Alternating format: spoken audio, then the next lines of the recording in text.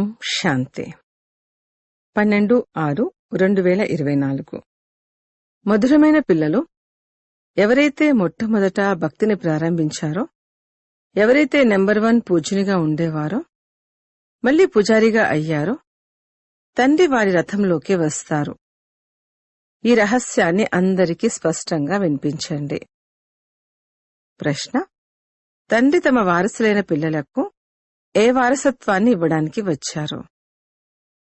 జవాబు: తండ్రి సుఖము, శాంతి, ప్రేమ యొక్క సాగరుడు. ఈ మొత్తం ఖజానా అంతటినీ వారు మీకు వీలునామాగా ఇస్తారు.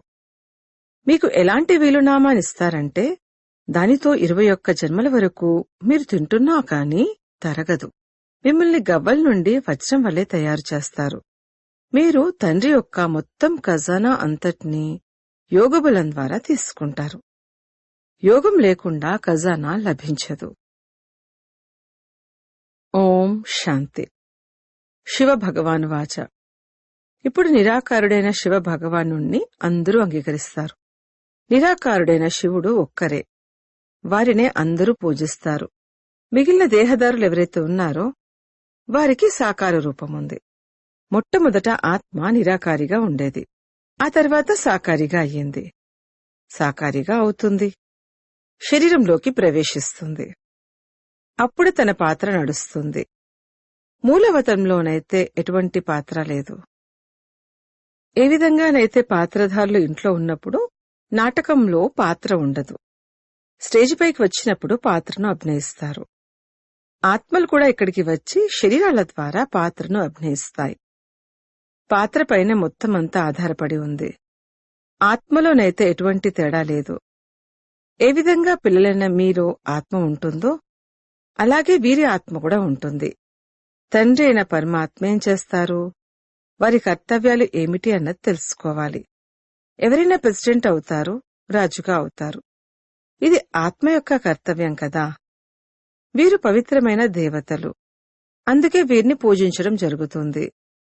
ఈ చదువును చదువుకొని లక్ష్మీనారాయణలు విశ్వానికి యజమానులుగా అయ్యారని ఇప్పుడు మీరు అర్థం చేసుకున్నారు. అలా వారిని ఎవరు తయారు చేశారు? పరమాత్మ. ఆత్మలైన మీరు కూడా చదివిస్తారు. గొప్పతనం ఏమిటంటే తండ్రి వచ్చి పిల్లలైన మీకు చదివిస్తారు మరియు రాజయోగాన్ని కూడా నేర్పిస్తారు.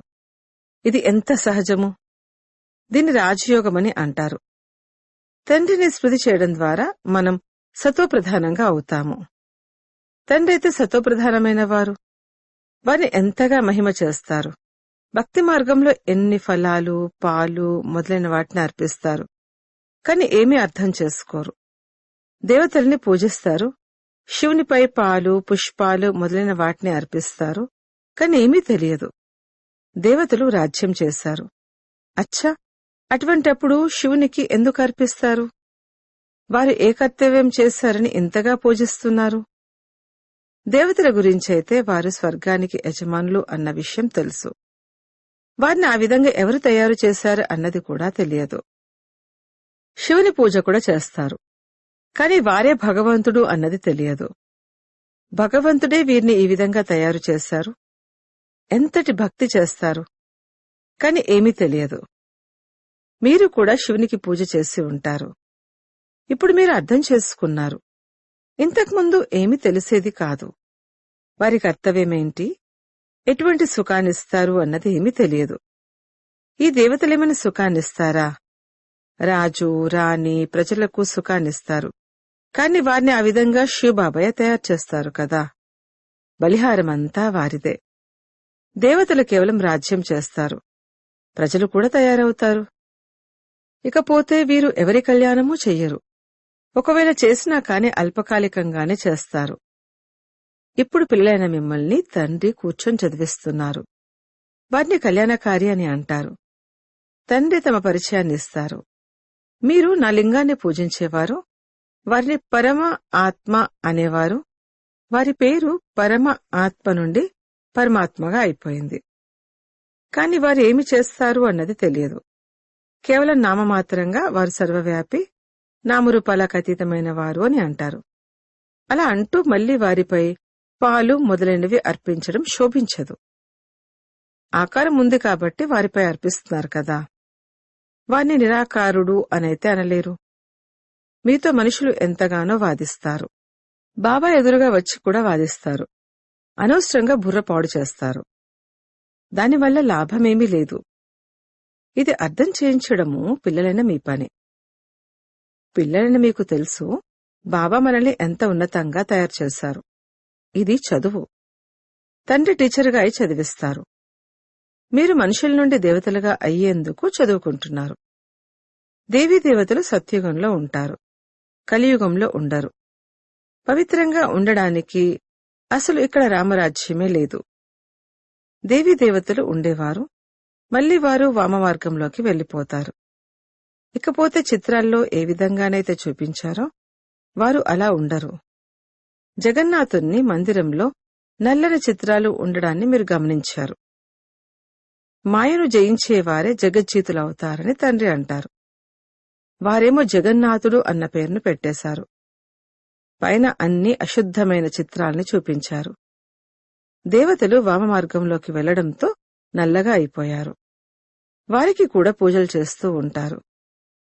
మనం పూజలుగా ఎప్పుడుండేవారిమి అన్నది మనుషులకైతేమీ తెలియదు. 84 జన్మల లెక్క ఎవరి బుద్ధిలోనూ లేదు. మొదట పూజ్యంగా సత్వప్రధానంగా ఉండేవారు. ఆ తర్వాత 84 జన్మలు తీసుకుంటూ తమ ప్రధాన పూజారులుగా అయిపోతారు. రఘునాథుని మందిరంలో నల్లని చిత్రాన్ని చూపిస్తారు. అర్థమైతే ఏమీ తెలుసుకోరు. ఇప్పుడు పిల్లలైన మీకు తండ్రి కూర్చుని అర్థం చేస్తారు. జ్ఞానచితిపై కూర్చుని తెల్లగా అవుతారు. కామచితిపై కూర్చుని మళ్లీ నల్లగా అయిపోతారు. దేవతలు వామమార్గంలోకి వెళ్లి వికారులుగా అయ్యారు. కావున వారికి దేవతలు అన్న పేరును పెట్టలేరు. వామమార్గంలోకి వెళ్లడంతో నల్లగా అయిపోయారు అన్నదానికి గుర్తుగా దీన్ని చూపించారు. మీకు తెలుసు శివబాబా అయితే నల్లగా అవ్వనే అవ్వరు. వారైతే వజ్రము. వారు మిమ్మల్ని కూడా వజ్రతుల్యంగా తయారు చేస్తారు. వారెప్పుడూ నల్లగా అవ్వరు. మరి వారిని నల్లగా ఎందుకు చేసేశారు? తయారు చేసిన వారు నల్లగా ఉండి ఉంటారు. అందుకే వారు కూర్చొని విగ్రహాల్ని కూడా నల్లగా తయారు చేసి ఉంటారు. శివబాబా అంటారు, నేను ఏ దోషం చేశానని నన్ను నల్లగా తయారు చేశారు? నేను అందర్నీ తెల్లగా తయారు చేసేందుకు వస్తాను. నేను సదా తెల్లగానే ఉంటాను. మనుషుల బుద్ధి ఎలా అయిపోయిందంటే అసలేమీ అర్థం చేసుకోరు. శివబాబా అయితే అందర్నీ వజ్రతుల్యంగా తయారు చేసేవారు. నేనైతే సదా తెల్లని బాటసార్నే. నేనేం చేశానని నన్ను నల్లగా తయారు చేశారు. ఇప్పుడు మీరు కూడా ఉన్నత పదవిని పొందేందుకు తెల్లగా అవ్వాలి. ఉన్నత పదవిని ఎలా పొందాలి? అదైతే తండ్రే అర్థం చేయించారు. Follow father. వీరు సర్వస్వాన్ని తండ్రికి అప్పచెప్పేశారు. బాబాను చూడండి, వారు ఏ విధంగా అంతా ఇచ్చేశారు. వారు సాధారణంగా ఉండేవారు. ఎంతో పేదరికంగానూ లేరు, అలాగే ఎంతో షౌకారుగానూ కూడా లేరు. బాబా ఇప్పుడు కూడా అంటారు, మీ ఆహార పానీయాలు మధ్యస్థంగా సాధారణంగా ఉండాలి. చాలా ఉన్నతంగానూ ఉండకూడదు, చాలా తక్కువగానూ ఉండకూడదు. తండ్రియే అన్ని శిక్షణని ఇస్తారు. వీరు కూడా చూడ్డానికి సాధారణంగానే ఉంటారు. భగవంతుడు ఎక్కడ ఉన్నారో చూపించండి అని మిమ్మల్ని అడుగుతారు. అరే ఆత్మ బిందువు, దాన్నేమైనా చూడగలరా? ఆత్మ యొక్క సాక్షాత్కారం ఈ కళ్ళ ద్వారా జరగదు అనైతే తెలుసు. భగవంతుడు చదివిస్తారని మీరంటారు. అంటే తప్పకుండా ఎవరో శరీరధారి ఉండి ఉంటారు. నిరాకారుడు ఎలా చదివిస్తారు? మనుషులకైతే ఏమీ తెలియదు. మీరు ఒక ఆత్మ, శరీరం ద్వారా పాత్రను అభినయిస్తారు. ఆత్మయే పాత్రను అభినయిస్తుంది. ఆత్మయే శరీరం ద్వారా మాట్లాడుతుంది. కావున ఇది ఆత్మవాచ. కాని ఆత్మవాచ అన్నది శోభించదు. ఆత్మ అయితే వాణి నుండి అతీతంగా వానప్రస్థంలో ఉంటుంది. శరీరం ద్వారానే మాట్లాడుతుంది. వాణి నుండి అతీతంగా కేవలం ఆత్మయే ఉంటుంది. వాణిలోకి రావాలంటే శరీరం తప్పకుండా కావాలి. తండ్రి కూడా జ్ఞానసాగరుడు. అంటే వారు తప్పకుండా ఎవరో ఒకరి శరీరాన్ని ఆధారంగా తీసుకుని ఉంటారు కదా. వారిని రథము అని అంటారు. లేకపోతే వారు ఎలా వినిపిస్తారు? తండ్రి పతితం నుండి పావనంగా తయారు చేయడానికే శిక్షణ ఇస్తారు. ఇందులో ప్రేరణ యొక్క విషయమేమీ లేదు. ఇదైతే జ్ఞానానికి సంబంధించిన విషయం. వారు ఎలా వస్తారు? ఎవరి శరీరంలోకి వస్తారు? వారు రావడమైతే తప్పకుండా మనిషి శరీరంలోకి వస్తారు. ఏ మనిషిలోకి వస్తారు? ఇది మీకు తప్ప ఇంకెవ్వరికీ తెలియదు. నేను ఈ విధంగా మరియు ఏ రథంలోకి వస్తాను అని రచయిత స్వయంగా కూర్చొని తమ పరిచయాన్ని ఇస్తారు. తండ్రి రథము ఏమిటి అనేది పిల్లలకి తెలుసు. చాలా మంది మనుషులు తికమకలో ఉన్నారు. ఏవేవో రథాలు చేసేస్తారు. జంతువులు మొదలైన వాటిలోకైతే వారు రారు. తండ్రి అంటారు, నేను ఏ మనిషిలోకి వస్తాను అన్నది అర్థం చేసుకోలేరు. రావడం కూడా భారత్లోకే రావాల్సి ఉంటుంది. భారతవాసుల్లో కూడా ఎవరి తనువులోకి రావాలి? ప్రెసిడెంట్ లేక సాధువులు మహాత్ముల రథంలోకి వస్తారా? అలాగని పవిత్రమైన రథంలోకి రావాలి అనేమీ లేదు. ఇది ఉన్నదే రావణరాజ్యం. దూరదేశ నివాసి అన్న గాయనం కూడా ఉన్నది. పిల్లలకి తెలుసు, భారత్ అవినాశీ ఖండము. ఇది ఎప్పటికీ వినాశనమవ్వదు. తండ్రి అవినాశి, అవినాశి భారత్ ఖండ్లోకే వస్తారు. ఏ తరువులోకి వస్తారు అన్నది వారు స్వయమే తెలియచేస్తారు. దీని గురించి ఇంకెవ్వరూ తెలుసుకోలేరు. వారు ఏ సాధువు మరియు మహాత్ములోకి కూడా రారు అన్నది మీకు తెలుసు. వారు హఠయోగులు, నివృత్తి మార్గానికి చెందినవారు. ఇక మిగిలింది భారతవాసి భక్తులు. ఇప్పుడు భక్తుల్లో కూడా ఏ భక్తుల్లోకి వస్తారు? పాత భక్తుడు ఎవరైతే చాలా భక్తి చేసి ఉంటారో వారు కావాలి. భక్తి ఫలాన్నిచ్చేందుకు భగవంతుడు రావాల్సి ఉంటుంది. భారత్లో భక్తులైతే లెక్కలేనంత మంది ఉన్నారు. వీరు చాలా గొప్ప భక్తుడు, వీరిలోకి రావాలి అని అంటారు. అలాగైతే ఎంతో మంది భక్తులవుతారు. రేపు కూడా ఎవరికైనా వైరాగ్యం కలిగితే వారు భక్తులుగా అయిపోతారు. వారైతే ఈ జన్మకు భక్తులుగా అయినట్లే కదా. వారిలోకి భగవంతుడు రారు. ఎవరైతే మొట్టమొదట భక్తిని ప్రారంభించారో నేను వారిలోకి వస్తాను. ద్వాపరం నుండి భక్తి ప్రారంభమైంది. ఈ లెక్కల్ని ఎవ్వరూ అర్థం చేసుకోలేరు. ఇవి ఎంత గుప్తమైన విషయాలు. ఎవరైతే మొట్టమొదట భక్తిని ప్రారంభిస్తారో నేను వారిలోకి వస్తాను. ఎవరైతే నెంబర్ 1 పూజనిగా ఉండేవారో వారే మళ్లీ నెంబర్ 1 పూజారిగా కూడా అవుతారు. ఈ రథమే మొదటి నెంబర్లోకి వెళ్తారు అని వారు స్వయంగా చెప్తారు. మళ్లీ 84 జన్మలు కూడా వీరే తీసుకుంటారు. నేను వీరి యొక్క అనేక జన్మల అంతిమంలోని అంతిమ సమయంలో ప్రవేశిస్తాను. వీరే మళ్లీ నెంబర్ 1 రాజుగా అవ్వాలి. వీరే ఎంతో భక్తిని చేసేవారు. భక్తి యొక్క ఫలం కూడా వీరికే లభించాలి. తండ్రి పిల్లలకు చూపిస్తారు, చూడండి వీరు నాపై ఏ విధంగా బలిహారమై ఉన్నారో. వారి సర్వస్వాన్ని ఇచ్చేశారు. ఇంత లెక్కలేనంత మంది పిల్లలకు నేర్పించడానికి ధనం కూడా కావాలి. ఈశ్వరుని యజ్ఞము రచించబడి ఉంది. ఖుదా అనగా భగవంతుడు వీరిలో కూర్చొని రుద్రజ్ఞాన యజ్ఞాన్ని రచిస్తారు. దీన్ని చదువు అని కూడా అంటారు. రుద్రుడైన శివబాబా జ్ఞానసాగరుడు. వారు జ్ఞానాన్ని ఇచ్చేందుకే యజ్ఞాన్ని రచించారు. ఈ పదాలు పూర్తిగా సరైనవి. ఇది రాజస్వము. ఇది స్వరాజ్యము పొందడానికి చేసిన యజ్ఞము. దీన్ని యజ్ఞము అని ఎందుకంటారు? యజ్ఞంలోనైతే వారు ఆహుతి మొదలైనవి ఎన్నో వేస్తారు. మీరైతే చదువుకుంటారు, ఆహుతి ఏం వేస్తారు? మేము చదువుకొని తెలివైన వారిగా అవుతామని మీకు తెలుసు. ఆ తర్వాత ఈ ప్రపంచమంతా ఇందులో స్వాహ అయిపోతుంది. యజ్ఞంలో చివరి సమయంలో ఏ సామాగ్రి అయితే ఉంటుందో దానంతటినీ అందులో వేసేస్తారు. మనల్ని తండ్రి చదివిస్తున్నారని ఇప్పుడు పిల్లలైన మీకు తెలుసు. తండ్రి చాలా సాధారణమైనవారు. వారి గురించి మనుషులకి ఏం తెలుసు?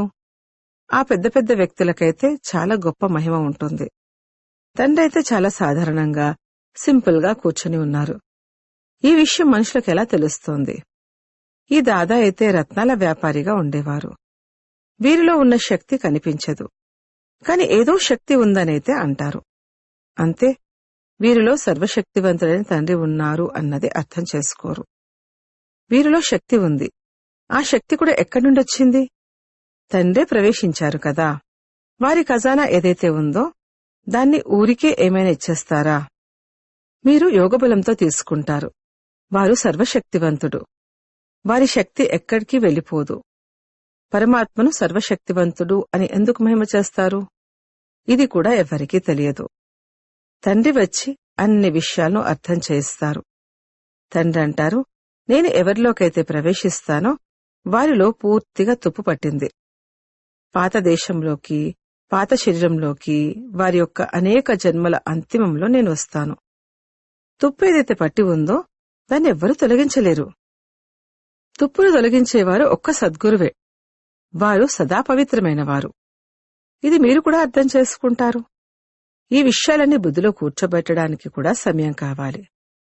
పిల్లలైన మీకు తండ్రి అన్నింటినీ వీలునామాగా ఇచ్చేస్తారు. తండ్రి జ్ఞానసాగరుడు, శాంతిసాగరుడు. తమ సర్వస్వాన్ని పిల్లలకు వీలునామాగా ఇచ్చేస్తారు. వారు రావడం కూడా పాత ప్రపంచంలోకే వస్తారు. ఎవరైతే వజ్రతుల్యంగా ఉండేవారో తర్వాత గవ్వతుల్యంగా అయ్యారో వారిలోకే ప్రవేశిస్తారు. వారు ఈ సమయంలో కోటీశ్వరులుగా ఉన్నా కాని అలా అల్పకాలికంగానే ఉంటారు. అందరిది సమాప్తమైపోతుంది. విలువైన వారిగా మీరే అవుతారు. ఇప్పుడు మీరు కూడా విద్యార్థులే. వీరు కూడా విద్యార్థియే. వీరు కూడా అనేక జన్మల అంతిమంలో ఉన్నారు. వారికి తుప్పు పట్టి ఉంది. ఎవరైతే చాలా బాగా చదువుతారో వారికే తుప్పు పట్టి ఉంది. వారే అందరికన్నా పతితంగా అవుతారు. వారే మళ్లీ పావనంగా అవ్వాలి. ఈ డ్రామా తయారై ఉంది. తండ్రైతే సత్యమైన విషయాలనే తెలియచేస్తారు. తండ్రి సత్యం. వారెప్పుడు తప్పుగా చెప్పరు. ఈ విషయాలన్నింటినీ మనుషులెవరూ అర్థం చేసుకోలేరు. పిల్లలైన మీరు లేకుండా మనుషులకి ఇవి ఎలా తెలుస్తాయి?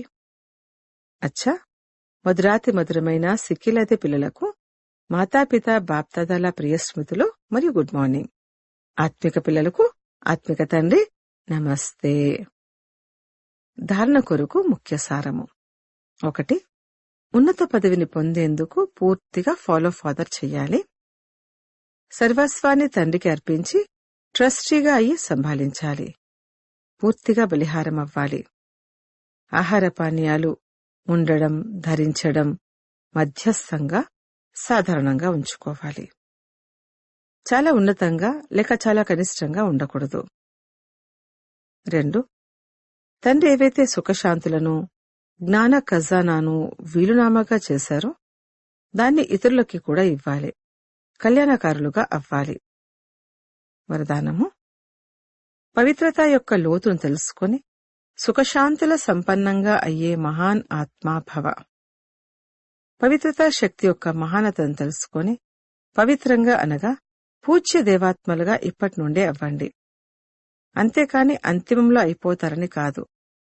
చాలా సమయం నుండి జమ చేసుకున్న శక్తి అంతిమంలో పనిచేస్తుంది. పవిత్రంగా అవ్వడం అనేది సాధారణమైన విషయమేమీ కాదు. బ్రహ్మచారిగా ఉంటారు, పవిత్రంగా అవుతారు. కాని పవిత్రత అనేది జనని. సంకల్పం ద్వారా కాని, వృత్తి ద్వారా కాని, వాయుమండలం ద్వారా కాని, వాణి ద్వారా కాని, సంపర్కం ద్వారా కాని సుఖశాంతుల జననిగా అవ్వటం, ఇటువంటి వారిని మహాన్ ఆత్మలు అని అంటారు. స్లోగన్: ఉన్నతమైన స్థితిలో స్థితులై సర్వాత్మలకి దయతో కూడిన దృష్టిని ఇవ్వండి. వైబ్రేషన్స్ ని వ్యాపింపచేయండి. ఓం శాంతి.